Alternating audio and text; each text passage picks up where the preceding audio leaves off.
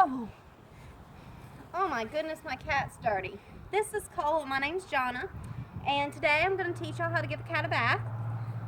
It's a very complicated process, and you want to make sure that you're very careful and use caution. You want to make sure there's no distractions or any type of other animals around, because if not, it may distract the animal and it may make the cat tear you up. So I have a dirty cat who is not very happy with me currently. He probably doesn't want to get a bath.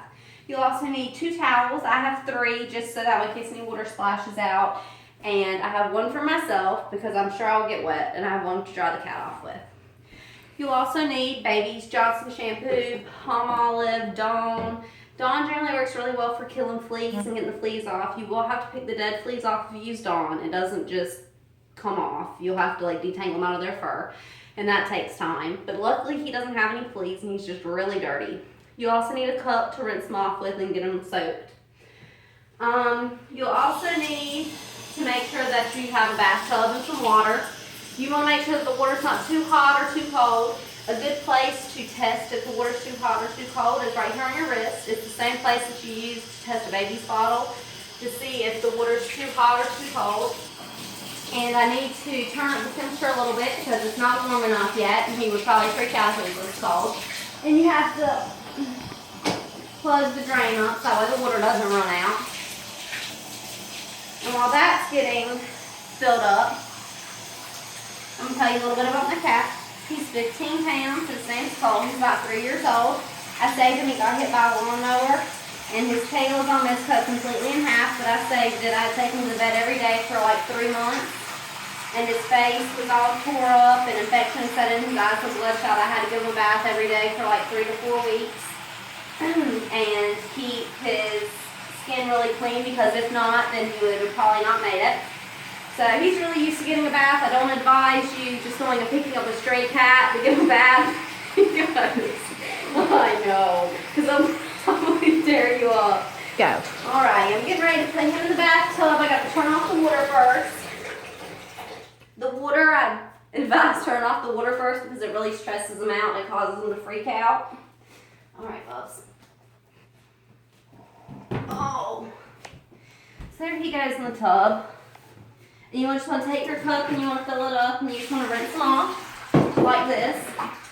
And as you rinse them off, make sure it doesn't get in his face, because cats don't like water being in their face. They really don't like water at all, but he's used to it. So he does really well. Just want to keep rinsing off. You want to make sure they get completely wet. That way the soap suds up and works and actually gets to their skin. Cats have fur that is water resistant. So if you don't use your fingers to lift up the fur to get all the fur wet, it will run basically right off of them. So you have to kind of massage the water in as well as the shampoo when you get just that step. Alright, so now that he's soaking wet, I'm going to take this Johnson's Baby shampoo. You want to use about a quarter size, not very much, because if you use too much, then it takes longer to get it off of them, and that really stresses the cat. So I use about a quarter. And then you just want to massage it in. You may need to add a little bit more water to help. You just want to massage it in until you get nice bubbles. If you see how white he looks, I know he's black, so it's easy to see. But you can see all the sand and all the dirt that's coming out of his fur from the shampoo and me massaging it in. I'm going to rinse my hands off. I'm going to grab the cup back. And I'm just going to start washing back off. Come back this way, Cole. He's not very happy with me, but he's dealing with it. And you just want to continue to rinse them off until after all the bubbles are on. And all the sand or dirt particles, whatever could be on them. And you want to take and you want to, after you wash them and you take all the soaps out, you want to just kind of massage them so you can make sure there's no excess soap left on them. And there's some left right there, so I'm going to keep washing them out.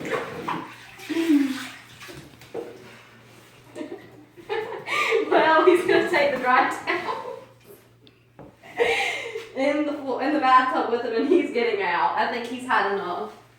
But now that he's clean, I'm just going to take this towel. This is what the one on the floor is good for. And I'm just going to dry him off. You have to massage him. And you don't want to use a hairdryer or anything because that really freaks him out. Careful. Come here. Oh, you just want to put him in your lap and make him calm and just massage them with the towel until they get dry. But that's how you clean your cat, and thank y'all for watching. And I hope you learned how to clean a cat, and I hope when you attempt to that you don't get torn up. Thank y'all.